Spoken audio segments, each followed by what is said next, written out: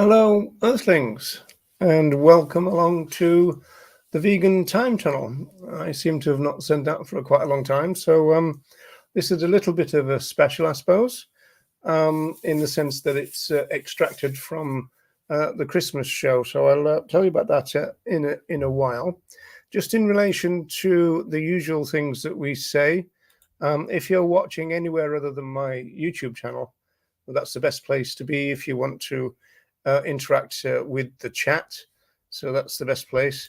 And all the comments on this channel are free. So please comment away. In fact, the way it'll work this time is obviously this is a recording. I'm live now, still alive, and this is a recording, but I will be in the chat. So if you want to make comments, I'll answer them live in the chat, as it were. And then if there's anything that needs to be addressed verbally, I'll come back to it at the end if that's as it were needed. Okay, so yeah, so this is kind of taken out of the 8-hour Christmas show. So we had some problems, as some of you will know, in the sense that we had a tribute for Benjamin Zephaniah, and sadly it was taken down in midstream and actually just shut us down. So we had to relaunch it all again. So we've extracted it back from there. In fact, the Zephaniah thing did record. It's just that we can't post it for, for copyright reasons. So it's been extracted from that, but there's been some bits added to it now. In fact, the PowerPoint was so long that it wouldn't let me load it up, and so so this time I've done it another way, and so we can see the slides a lot better on this occasion. So it's going to be kind of like the Christmas show extract with knobs on, and it's going to be a little bit different therefore than a normal vegan information project. You still comment, as I said. Actually, I could have done two of these in a way, because there's so much material. So this is a kind of selection, what you're going to see. At the same time, there is quite a lot of repetition that went on over the years, because we're out there 3 times a week, that kind of thing. Excuse me. So in terms of the hours that we did, we started off in 2013 doing 11 till 7 on a Wednesday, I think it was. And then we switched to 10 to 4 on a Thursday. And then it was 1 to 5 on the Saturday. And then everything changed. It went 10 to 6 on the Thursday. And then it went to 1 to 5 again on the Sunday. We had to switch to the Sunday. And then once we lost our place for the second time in Temple Bar Square, we went to 3 times a week. So that was 2 3-hour sessions, and then the 5-hour session. So there was a lot to get through, as you can probably tell. So what you'll be seeing really is a bit of a kind of selected amounts, really, a selection from what was there. As I said, there was quite a lot of different things. Okay, so without further ado then, we might as well get going. Thanks again for coming along. Don't forget, I will be in the chat to answer any questions as we proceed.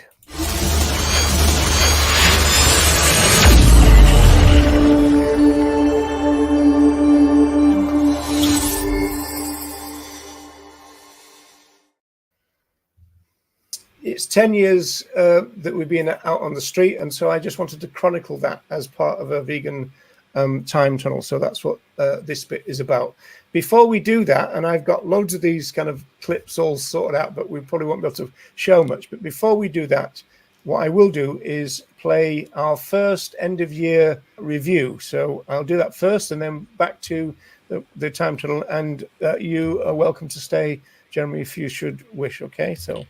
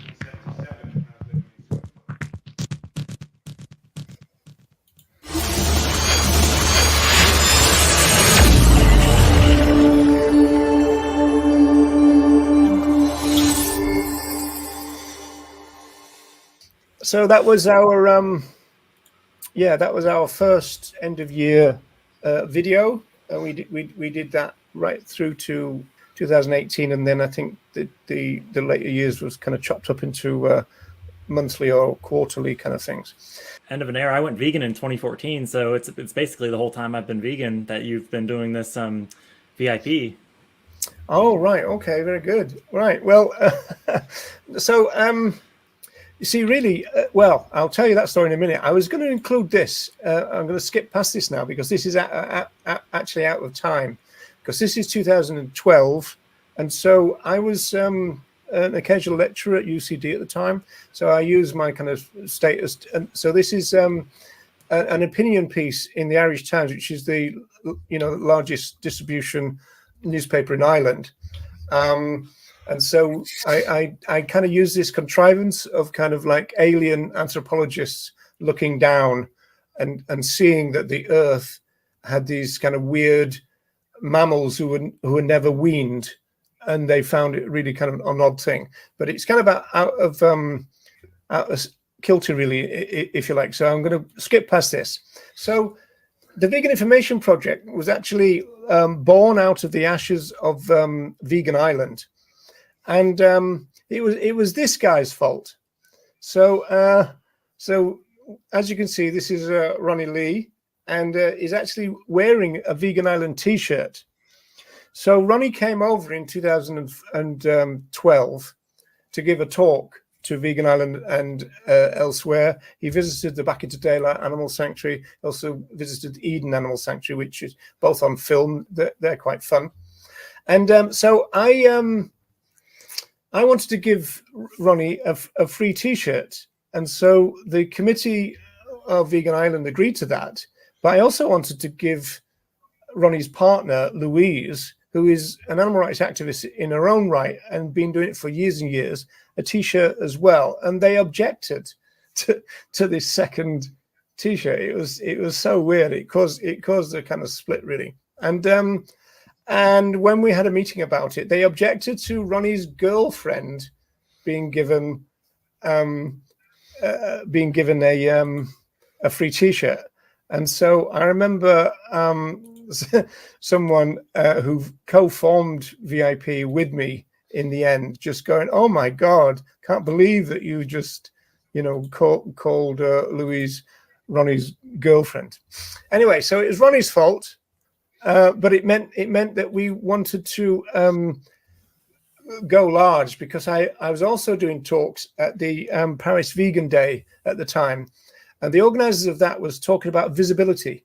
Now, this was just before veganism took off in the way that it's taken off now. So this is before James Aspey, or just around about the time, this kind of stuff. Before Joey Armstrong and all that, before Earthling Ed. And so things were kind of like gearing up, really, for this kind of latest surge in popularity of the movement. So it was kind of interesting time. And they were saying in Paris, the idea is visibility. So we came up with the idea of VIP, and we wanted to go big and make it things like gazebo based, whereas Vegan Island wanted to stay like a little table type thing. And so they wanted to be able to essentially take all the stuff on a bus, whereas we thought, we're going to need a vehicle to do that. And so that's why VIP was born, essentially. Another early event was this thing on the right there. You can see that's these kind of little booths that were created by Declan Bowens of the Back into Daylight Animal Sanctuary. With his trademark gaffer tape, he covers everything with gaffer tape. Declan, it's quite a weird thing that we're always ribbing about it, because if you see Vegan Street and going back to size, you'll see how big it is, but it's covered with gaffer tape because he sticks everything up with gaffer tape. But that's a good sanctuary tip. Yeah, you can always use that around sanctuary. I'm sure that's good back in the daylight, eh? The sanctuary is held together with gaffer tape. I'm sure he's got shares in the company. I'm convinced. So that's the thing. So one of the first things we did, and this actually, you'll be interested in this, Jeremy, this got me into trouble with Gary Francione, we did this thing at the time. Pay to view was a big thing at the time, and so we did our version of pay to view. So this is, I think this is like beginning of 2013 or maybe very end of 2012. And so it was a joint thing between Vigo, which is Declan's group, Vegan Education on the Go, and the new kind of VIP. You can see in the middle picture there, you've actually got some of the VIP stuff that we were starting to make. So what was going on in the States with pay to view is they were giving people $1 in order for them to watch 5 minutes of very graphic footage. That was what this pay to view thing was about. And so we did an Irish version of it, but we must have done it a couple of times, because the first one we did give them €1, because all the jokey Irish folk came up and said, "Can I watch it 50 times?" and this kind of stuff. So we did that, and then in the end we thought, no, well, let's offer a cupcake instead. And then we had the problem then of thinking, well, we couldn't really have too much graphic content. So we started to be kind of critical of graphic content all the time. And so we offered for people to watch a variety of things to get their cup of tea and a bit of cake. So this is the start really of what became what we call the tea station. And so, that's quite interesting, because if you get people to watch a really graphic thing and then offer them some food, it doesn't seem a great idea really, because it associates that kind of horrible experience with vegan food, so or plant-based food. And so I thought that's not great, and so we decided to kind of jig it around and do our own thing, which is the Irish way.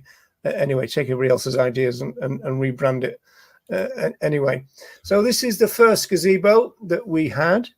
And in fact, this is the second gazebo. We took Bernie Wright of Alliance for Animal Rights. She gave us her kind of garden gazebo at first, so we tried to use that. It lasted about 3 weeks because we just wrecked it because the wind buckled it and all the rest of it. So this is our first gazebo, which is an industrial strength one, which was good for the wind. Although we were lucky that we got a donation of those kind of cast iron feet things that you because obviously it gets pretty windy. So this is our first residency in Temple Bar Square, and so Irina there in the middle of the picture, who co-founded VIP, went to the Cultural Trust, the Temple Bar Cultural Trust, and asked if we could set up our thing once a week, and they said yes, okay, and they gave us a 16-week kind of agreement to do it, and they even kind of was okay about sales goods, because we said, well, we do have some sales goods, but I know that you don't want us to be trading, because that's always the problem about street traders, the fact that if some people are seen to get away with it, suddenly you get a big row of them. And so the police don't like trading on the street unless you've got a license. And they said, well, all you got to do is just say that it's a donation, and that's the way you get around it. And so they gave us the way around the problem, which was quite nice. So that's our first one, and that's the beginning. See at the foreground there, with people sat down. That's the beginning of what we called the kind of tea station. I think I've got a picture of that coming up, so I'll talk about that later. This is when we first started to do food sampling, which became pretty elaborate in the end. So this is me with just a little tray, but we had lots of different food items for people to try. And again, we're talking about the years when people were very kind of wary about plant-based foods, and so they wouldn't kind of touch it. To the right, that's actually a couple of students from somewhere in Scandinavia, I believe, and so they interviewed us for their kind of college.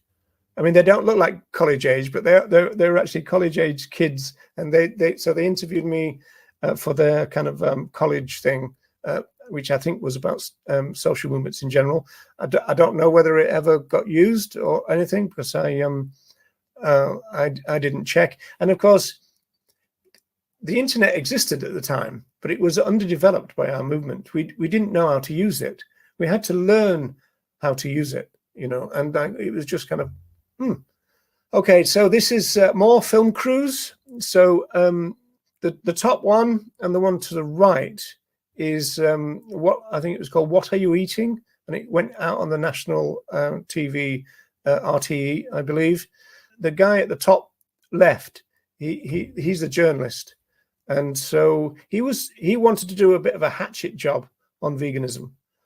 So the program was a real scandal, really, because this guy went vegan for 4 weeks and then claimed at the end of it that he'd lost pounds of weight and that his bone marrow had shrunken away and all this kind of bullshit, right? And he was really wanting to do a thing. So I do have a video of that, and there's a couple of videos of me talking about it. It was a real hatchet job.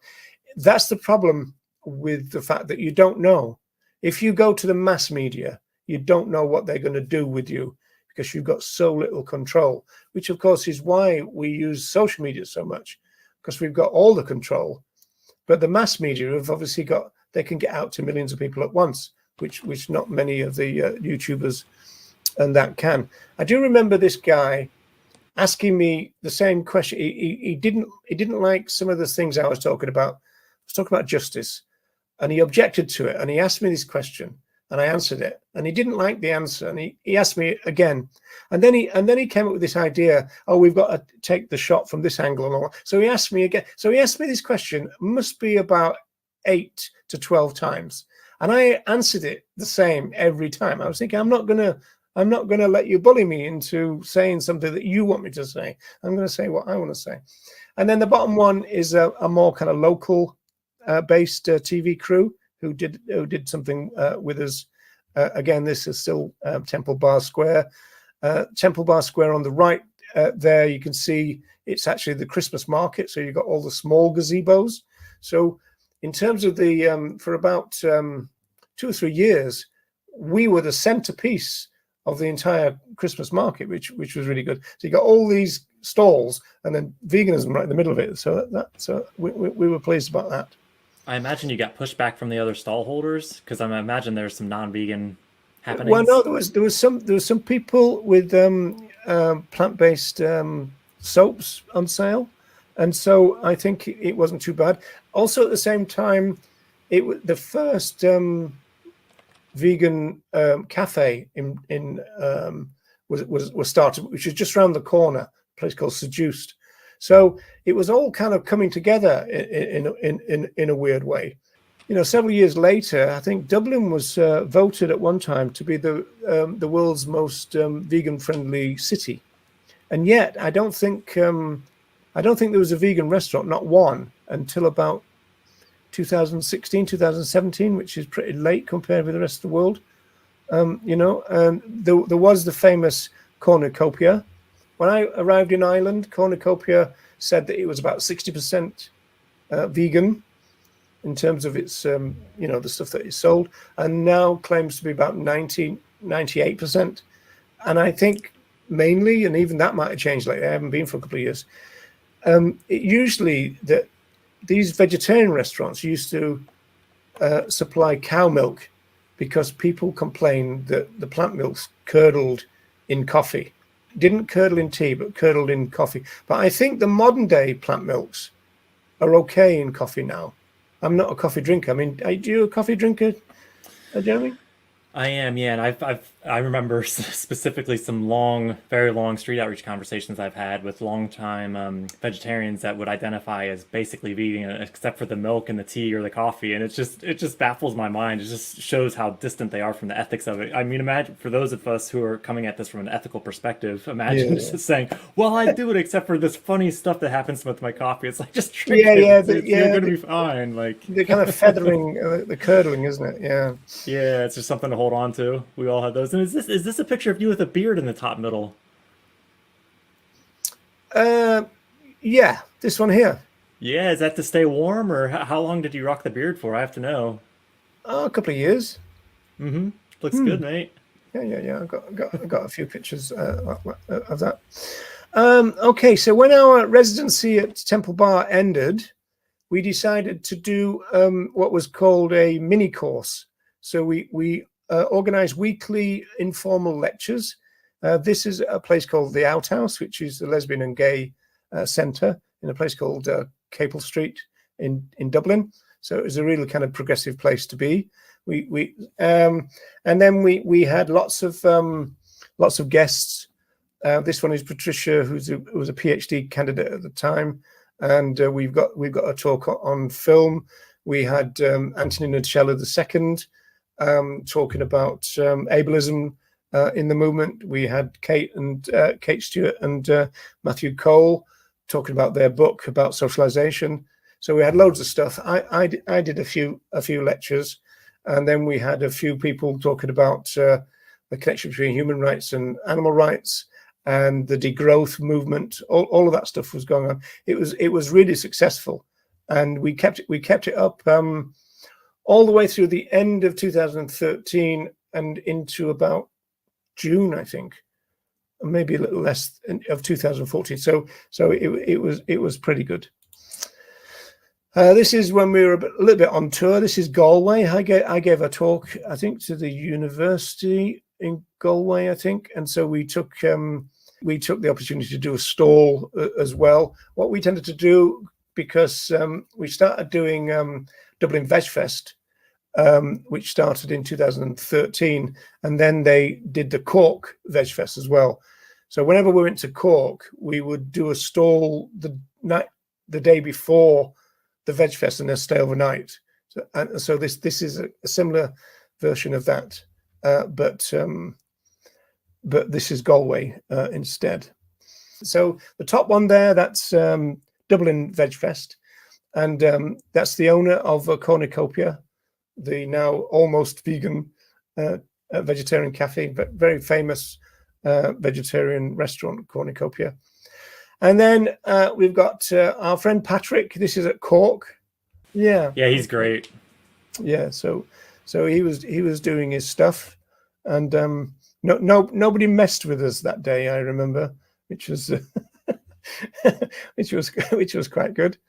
At Cork, the people in the activist groups were invited to do a 10-minute presentation about their work. So that's me doing that, and then we got invited to this place called Citibank. So it's a kind of real kind of center of capitalism, if you like, for World Vegan Day. We used to do World Vegetarian Day as well.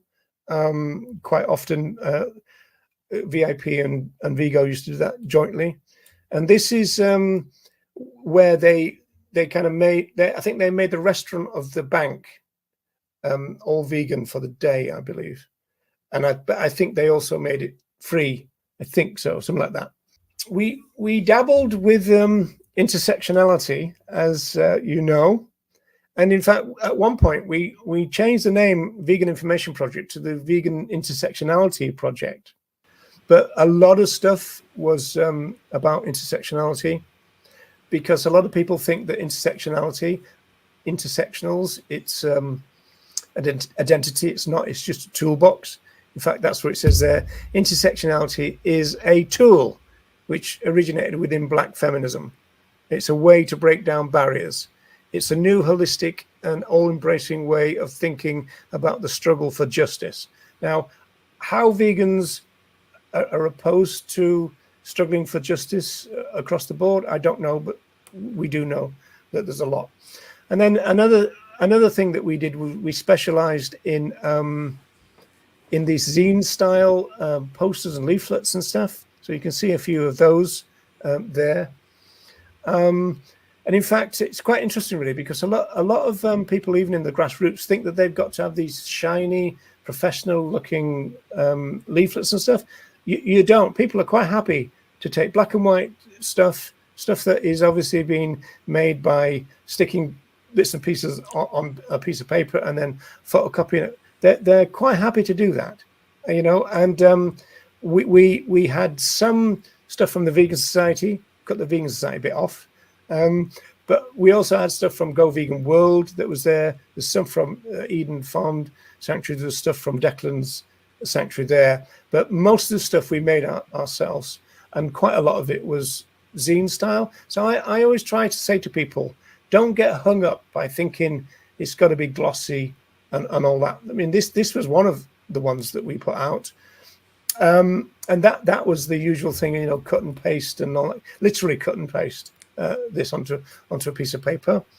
And so again, there's nothing wrong with that. And that used to go out in droves. That it was a back-to-back A5 thing.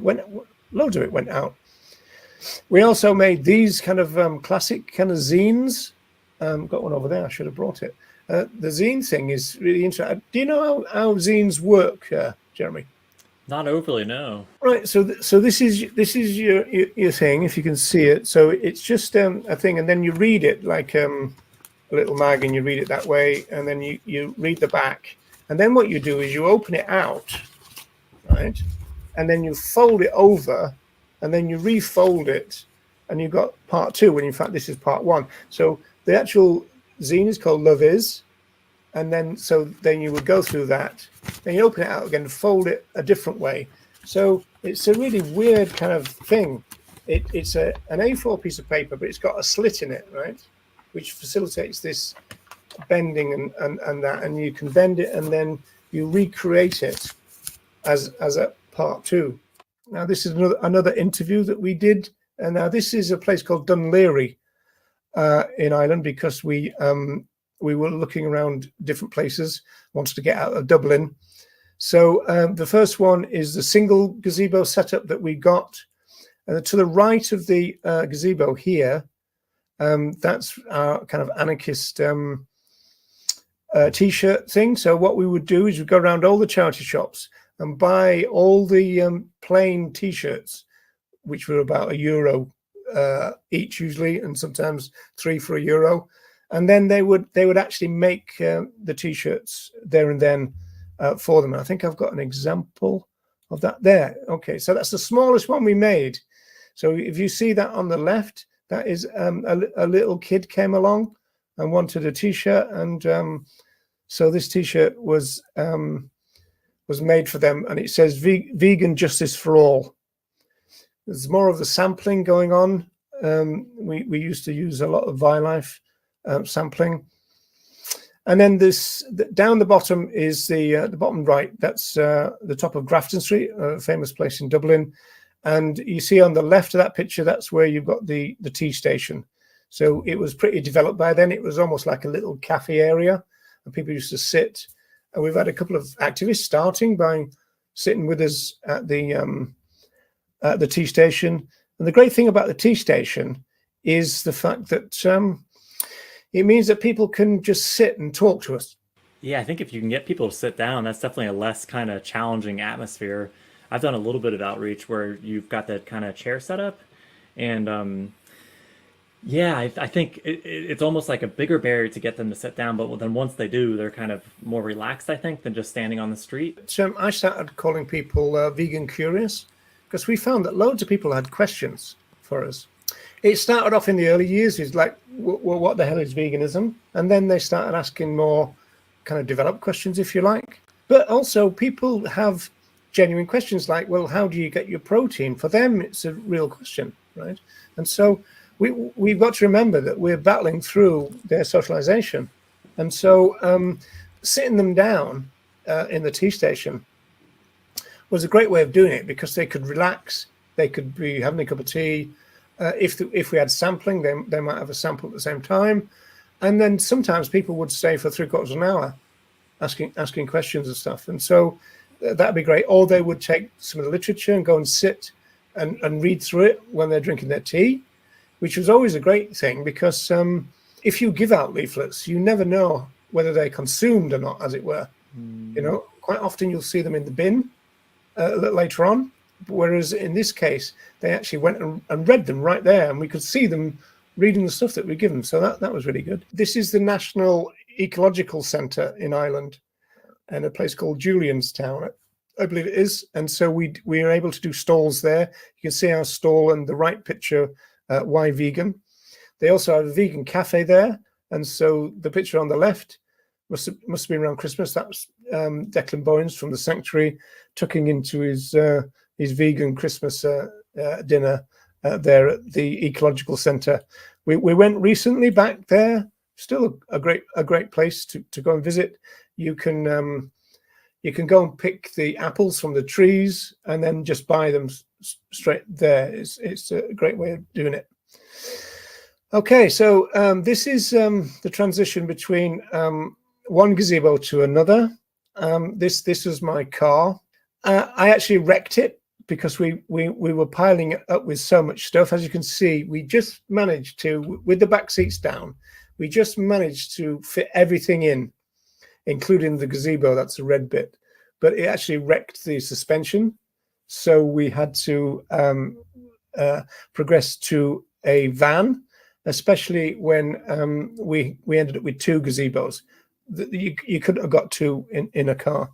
So this is Neville, and now we bought Neville from the animal sanctuary. So that meant that by helping us buy the van, you're also helping a vegan animal sanctuary as well. So we thought that was a really great deal, because of that. So this is Neville. He was in great demand. Must have been stopped at least a dozen times by people asking to buy the van. I remember one time in a place called Ashleaf Shopping Centre, some guy just shouted over, "Will you sell it? Will you sell it? I'll give you $2.5 grand in your hand right now," and all this kind of stuff. Now, the reason that these are very popular is that they do have a problem with rust, but their engine is really, really popular. And it's got two side doors, which is very unusual for a van. So you can get in from both sides. So they're very popular in places like Africa and India for the little narrow streets in the kind of crowded cities and stuff. So yeah, people are always trying to buy Neville. What we would do in this location, we would park Neville behind the gazebos and then open the side door, and then he became like a storeroom for when we were on the street. And then if people needed a rest, they'd just jump in and sit on the wheel arch, and so they can have a bit of a break from the public, which was pretty good as well. We bought a caravan. We went on this idea of having an animal rights tour of Ireland. So we bought a caravan, and within 2 days of bringing it back to Dublin, people started throwing eggs at it and stuff, because there's a lot of prejudice against travellers, and they assumed that we were travellers. I assumed, especially being towed by a van like this. We managed to get a parking space for it, but then the caravan was broken into and smashed up. All the showers ripped out, the cooker and everything, and the fridge just got ripped out and smashed up. The beds got smashed up and everything. And unfortunately, we had a spare key for the van inside the caravan. So they also smashed the caravan up, but also stole the van. And so we thought that's the end of Neville. Fortunately, he was so unusual that the police were able to find him again, but by which time he'd been stripped of everything, new number plates, all kinds of stuff going on. And then the guards said, that's the Irish police, they said to us, they stole the van in order to steal a motorbike to use in a robbery.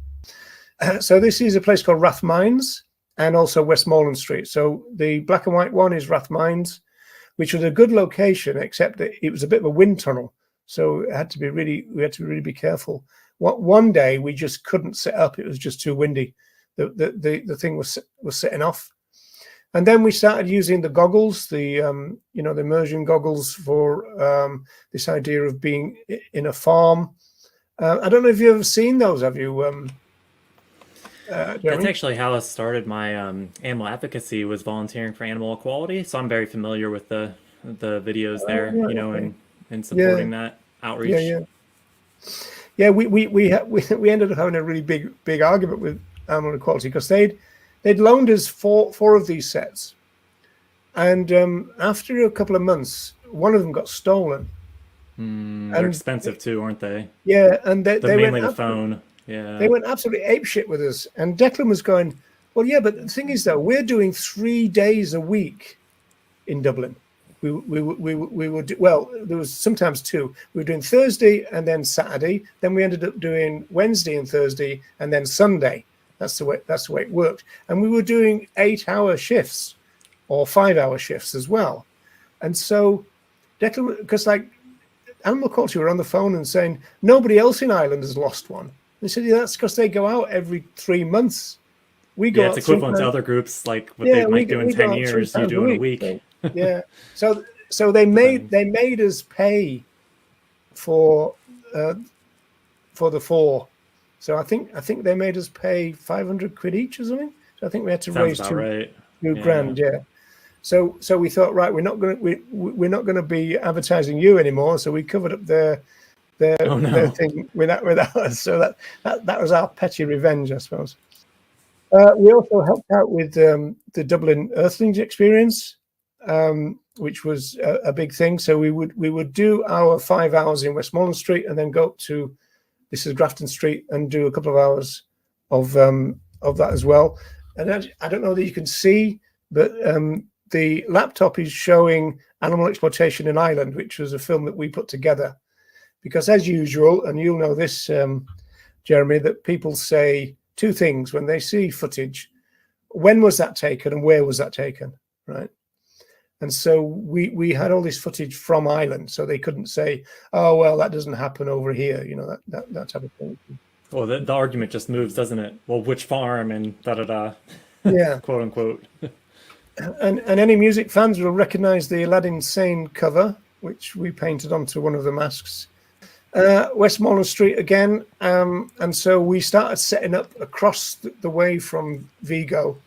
This was quite successful until the police moved us on, essentially. And one police officer said, you might be able, if you don't put the sides up, you might be okay.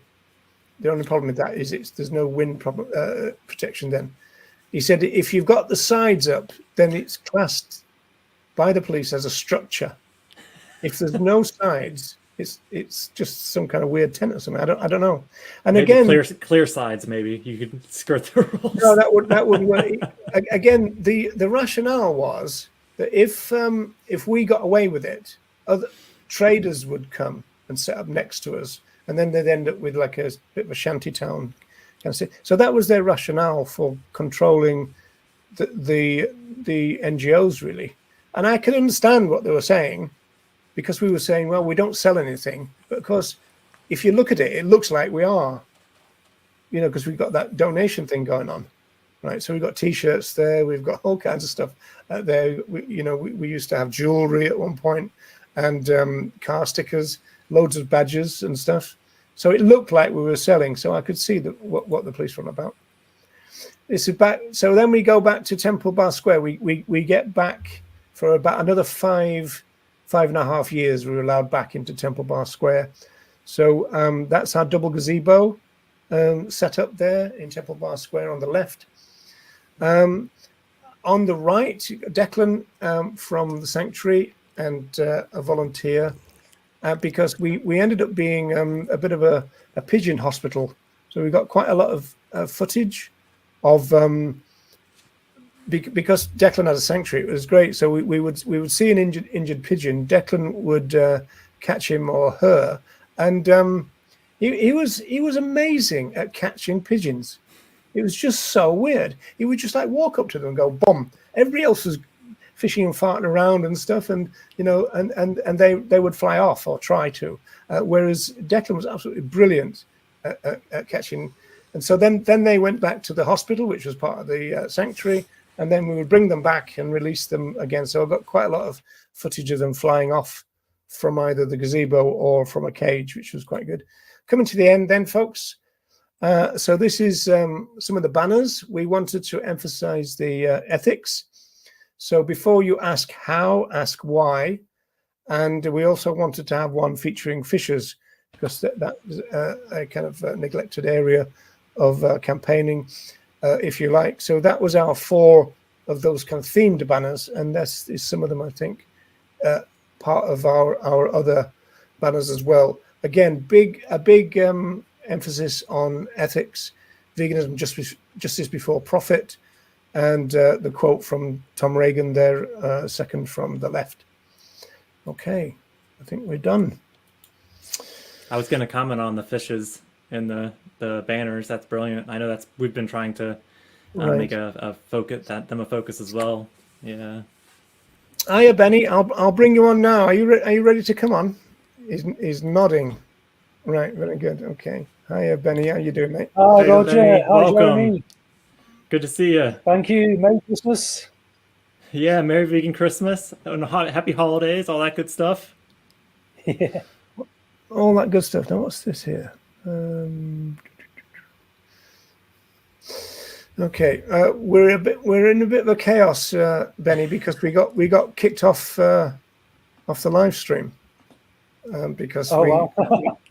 Roger's causing trouble. He's taking on Google head on, one individual versus the whole of Google. I took on the BBC. I think it might be the BBC. I'm not quite sure. So yeah, I fought the law and the law won. Right. So there's your new kind of time tunnel with a few extra bits and pieces that we'd found. So they were good. Did mention right at the beginning a radio station called LMFM, and so I'm on there tomorrow, which is good. Talking about veganuary. The Irish media are quite interested in veganuary, although they do tend to be critical of the kind of New Year's resolution thing. So we have to be careful about what we say, I guess. Yeah, so that's for tomorrow. Okay, so I think we dealt with everything in the chats. Thanks everybody for tuning in. Not sure when another time tunnel will be back.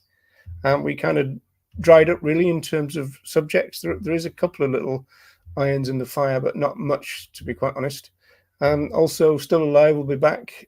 Ronnie's busy next week, but we should be back the following week, the following Tuesday. So, bye for now.